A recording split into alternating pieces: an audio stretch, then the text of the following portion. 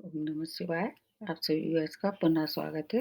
अपने उन सभी व्यूअर्स को धन्यवाद देते हुए और मैं जो जुलाई माह का राशिफल तैयार किया है, उसकी अगली राशि जो बनती है वो वृषभ राशि है। वृषभ राशि का जुलाई का महीना कैसे जाने वाला है?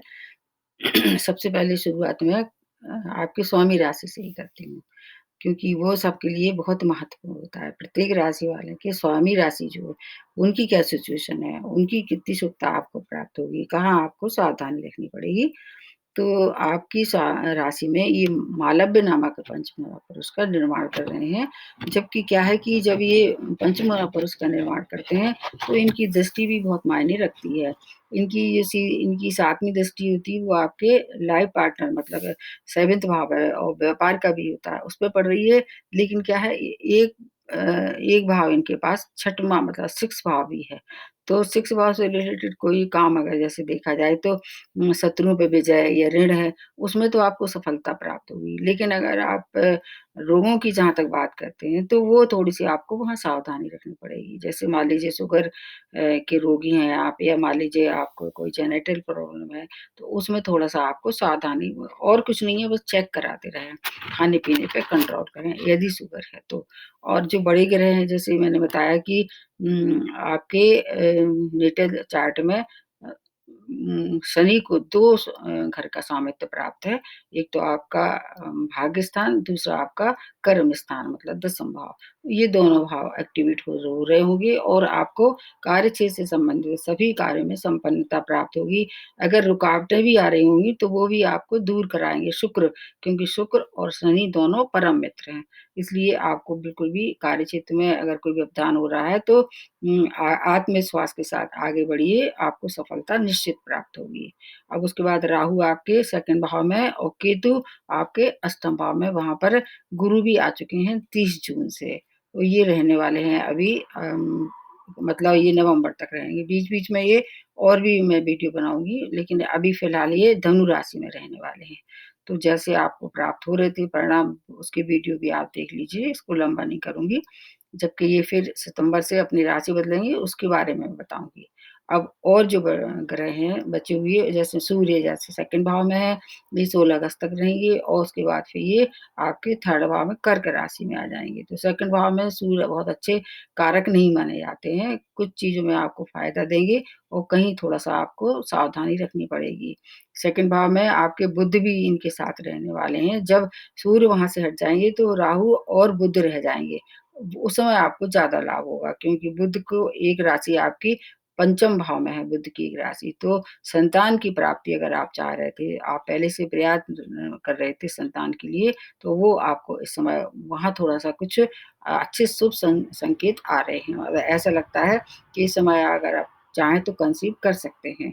गवर्नमेंट सेक्टर या प्राइवेट सेक्टर में अगर आप जॉब कर रहे थे, तो उसमें भी उन्नति होगी और सूर्य आपके क्या है, एक तो 4थे भाव के भी मतलब लॉर्ड हैं, तो 4थे भाव को भी एक्टिवेट कर देंगे। जब ये 3rd भाव में रहेंगे तब और 4th भाव में, दोनों भाव को एक्टिवेट कर देंगे। इस तरह से 3 भाव का फल ये देने वाले हैं सूर्य। तो जॉब में या व्यापार में उन्नति होगी और अगर बुध से रिलेट करके देखा जाए तो आपको क्या होगा धन संपत्ति का भी लाभ होगा। जब ये 2nd भाव में है तो आपको धन की भी प्राप्ति कहीं न कहीं से ये कराने वाले हैं। माता का भी सुख प्राप्त होगा, लेकिन क्या है थोड़ी-सी आपको हार्ड वर्किंग करनी पड़ेगी। तो हार्ड वर्किंग के बाद अगर कोई कार्य संपन्न हो जाता है, तो कोई भी दिक्कत नहीं है। आमदनी के नए-नए स्रोत बनेंगे क्योंकि मंगल आपके कहाँ है 11th भाव में है और मीन राशि में है और मंगल जो है वो आप गुरु की राशि में है और आपके वैसे तो स्वामी राशि के ये मित्र नहीं है, लेकिन जिस राशि में ये हैं, वो इनकी मित्र राशि और भाव भी बहुत अच्छा है। मंगल 3, 6, 11 में सबसे अच्छा फल देते हैं। तो आमदनी के नए-नए स्रोत बढ़ेंगे, उससे क्या होगा आपके जो आर्थिक स्तर है, उसमें निश्चित रूप से वृद्धि होगी मतलब आपका स्टेटस बढ़ेगा, मनी को लेके। जॉब में भी परिवर्तन ये करा सकते हैं, अगर आपने पहले से कहीं अप्लाई किया, तो इस समय हो सकता है कि वहाँ सफलता प्राप्त हो क्योंकि 11th भाव से जो मंगल है, वो आपको काफ़ी अच्छे फल देंगे। ये 16 अगस्त तक रहने वाले हैं। तो आप जितना हो सके उस स्थिति का आप फ़ायदा उठा सकते हैं। पैतृक संपत्ति भी इस समय अगर आप क्रय-विक्रय करना चाह रहे हैं, उसमें भी आपको सफलता दिलाने वाले हैं। फैमिली में कुछ ज़रूर आपको जैसे कि जैसे मैंने बताया कि अष्टम भाव में भी इनकी एक राशि है मंगल की, तो वहाँ थोड़ा-सा आप लाइफ पार्टनर की हेल्थ प्रभावित हो सकती है और आपकी भाषा थोड़ी-सी कटु हो सकती है, जिससे आपके बिज़नेस रिलेशन भी खराब हो सकते हैं। तो आपको वाणी पे कंट्रोल रखना चाहिए। अगर आप वाणी पे कंट्रोल रखेंगे, तो आपको पूरे माह बहुत अच्छे फल देने वाले हैं मंगल और इसके साथ-साथ केतु और गुरु जो है आपके अष्टम भाव में है, तो वहाँ चोट-चपेट दुर्घटना का आप शिकार हो सकते हैं। तो चोट-चपेट के लिए तो आपको फ़ास्ट ड्राइविंग से बचना होगा। अगर कोई पहले से परेशानी है तो हेल्थ से रिलेटेड जैसे मैंने बताया शुगर आदि के अगर आप रोगी हैं, उनको चेकअप कराइए। बाकी पूरे माह जो शुक्र की शुभता प्राप्त होगी, आपको मंगल की शुभता प्राप्त होगी और जब सूर्य 3rd भाव में आ जाएँगे, तब आपको शुभता प्राप्त होगी और इधर बुध भी आपके स्वामी राशि के मित्र हैं, तो बुध की शुभता जो पूरे माह आपको प्राप्त होने वाली है।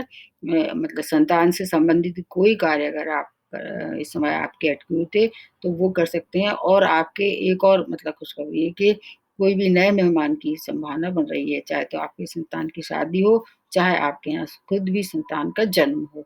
तो बुध की शुभता भी आपको प्राप्त होगी। सभी कार्य जो आपके रुके हुए थे, वो संपूर्ण होने की पूरी-पूरी संभावना इस समय बनी है। मतलब अगर फिर भी आपको कोई दिक्कत है, तो आप हनुमान जी की उपासना करें और या फिर आप दुर्गा जी की उपासना भी कर सकते हैं।